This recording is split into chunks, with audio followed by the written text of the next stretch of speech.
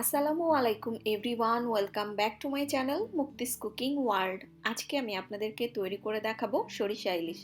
সরিষা ইলিশ বেশ অনেকভাবেই তৈরি করে নেওয়া যায়, তবে আজকে তৈরি করে দেখাবো কোনো ধরনের পেঁয়াজ রসুন জিরা ছাড়াই একদম সাধারণ মশলায় অসম্ভব মজাদার সরিষা ইলিশের রেসিপি।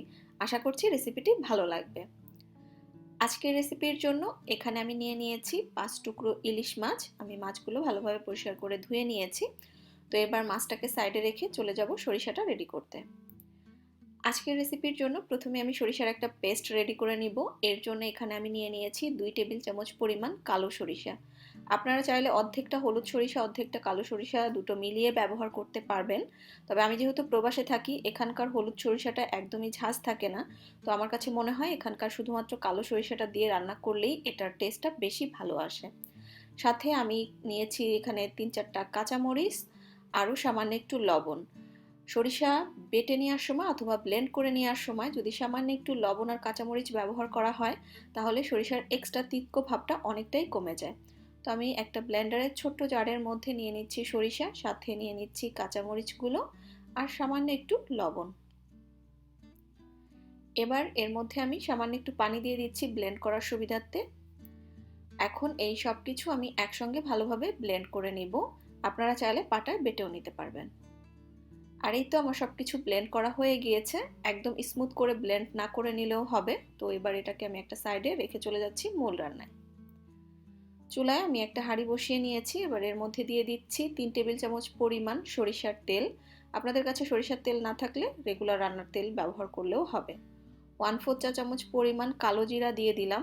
এই রেসিপিটার ক্ষেত্রে সামান্য একটু তেলের উপরে কালো জিরা ফোড়ন দিলে খুব সুন্দর একটা ফ্লেভার আসে। হাতের কাছে না থাকলে না দিলেও হবে, তবে দিলে ভালো হয়। এবার এর মধ্যে আমি আধা চা চামচ পরিমাণ হলুদ গুঁড়া আর আধা চা চামচ পরিমাণ লাল মরিচের গুঁড়া দিয়ে দিচ্ছি। হলুদ আর মরিচটা দিয়ে প্রথমে তেলের সাথে হালকা একটু মিশিয়ে নিয়ে সঙ্গে সঙ্গে এর মধ্যে সামান্য একটু পানি দিয়ে দিতে হবে, তা না হলে কিন্তু মশলাটা পুড়ে যাবে, যেহেতু সরাসরি তেলের উপরে দেওয়া হয়েছে। প্রথমে একটু মিশিয়ে নিয়ে তারপরে একটু পানি দিয়ে আবারও মিশিয়ে নিচ্ছি, এতে করে কালারটা ভালো আসে।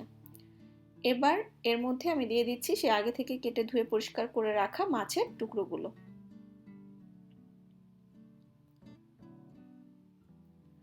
মাছের টুকরোগুলো দিয়ে নেওয়ার পরে এবার মাঝারি আঁচে মাছগুলোকে এক একটা সাইড 1 থেকে 1.5 মিনিট মতো করে ভেজে নিতে হবে। জাস্ট হালকা করে এই মশলাগুলো সহই মাঝারি আঁচে মিনিট খানিক মতো ভেজে নিলেই হবে, বেশিক্ষণ ভাজতে হবে না। তো একটা সাইড হয়ে গিয়েছে, আমি এবার আবারও একটু উল্টে দিচ্ছি। দুটো সাইড আমি 2 থেকে 2.5 মিনিটের মতো ভেজে নিয়েছি।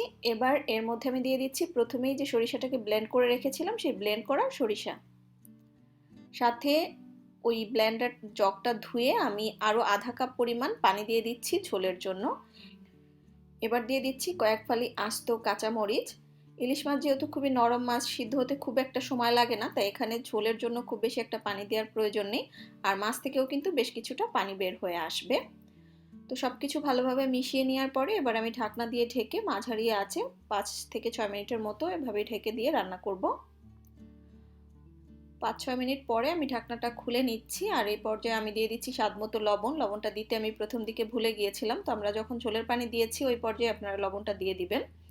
তো লবণটা দিয়ে নেওয়ার পরে ভালোভাবে লবণটাকেও ভালোভাবে মিশিয়ে নিচ্ছি।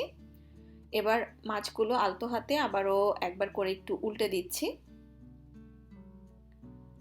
এখন ঢাকনা দিয়ে ঢেকে আমি আবারও 5-6 মিনিটের মতো অপেক্ষা করব। আর এরই মাঝে 5-6 মিনিট মতো হয়ে গিয়েছে, ঢাকনাটা খুলে নিলাম। মাছ কিন্তু সিদ্ধ হয়ে গিয়েছে।